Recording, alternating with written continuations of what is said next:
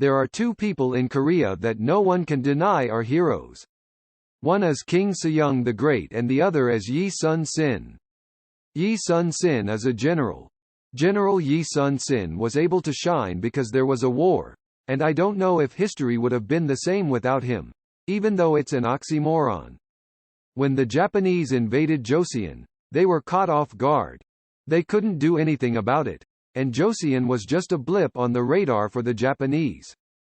The strategy was to take Joseon quickly and move on to the Ming dynasty, which was initially correct. Even the Joseon king fled, but the common people rose up and stopped them at every turn.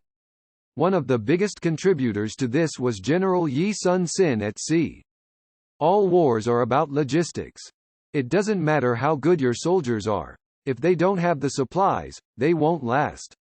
When General Yi sealed off the sea like that, the Japanese were paralyzed and couldn't go any further. At first, they ignored Yi, and that's true for Joseon, not Japan. He defeated them with a force that could be described as reckless, so let's call it amazing. In Korea, he's not even a hero, he's called a saint. It's a combination of saint and hero. In Korea, they don't say anything overwhelmingly different about General Yi Sun-sin. Relatively speaking, there aren't many works about General Yi Sun-sin compared to how much he is in the hearts of the Korean people. He was so powerful that it was hard to make a movie about him. When director Kim Han-min made Noryang, it became the #1 movie of all time in Korea. 17 million people watched it, so it's no exaggeration to say that almost the entire country saw it. After that, there were no stories about General Yi for a long time. When I say coveted, I mean extremely coveted, because it's a movie that's more or less guaranteed to be a box office hit. From the beginning, Kim Han-min envisioned it as a trilogy. Unlike other movies, all the battles in General Lee take place at sea, not on land. He wanted to show the battles in the sea himself, but when he started filming, he realized that it was impossible to shoot properly in the changing sea. Thanks to the development of VFX technology, he hasn't shot in the sea since Hansen the Appearance of the Dragon. Thanks to that, the last part of the trilogy, Noryang the Sea of Death, came out quite quickly. It came out in a year. It's as if the second and third parts were made together from the beginning.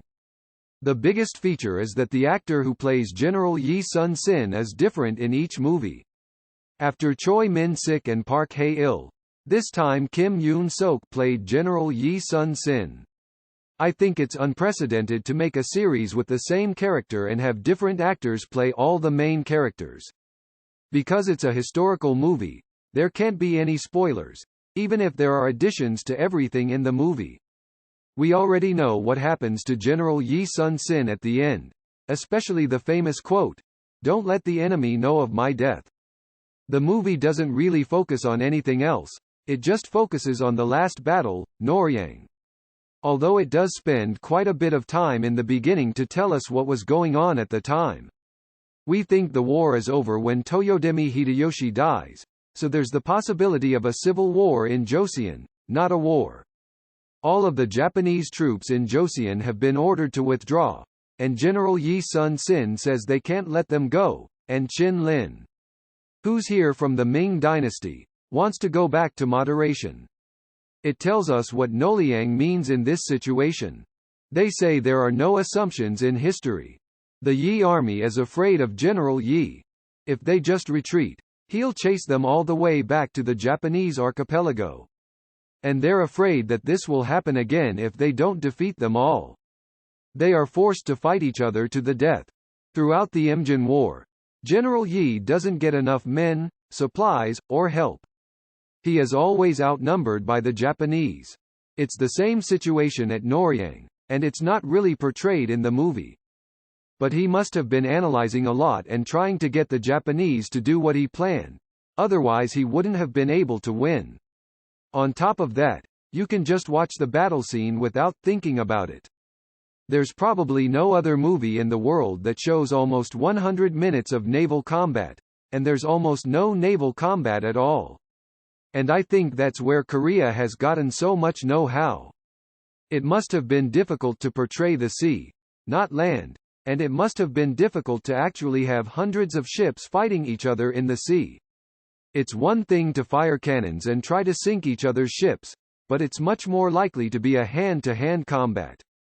I don't know what a foreigner's perspective would be on this, but the naval battles alone are worth watching.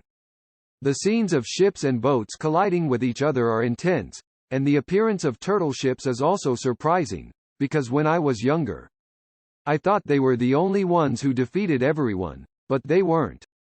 In this movie, they only play an important role. The events and portrayal of what happened to General Yi at the end were a bit over the top, but not in a bad way.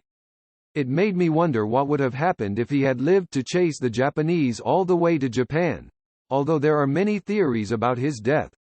It was a movie that didn't feel long at 152 minutes.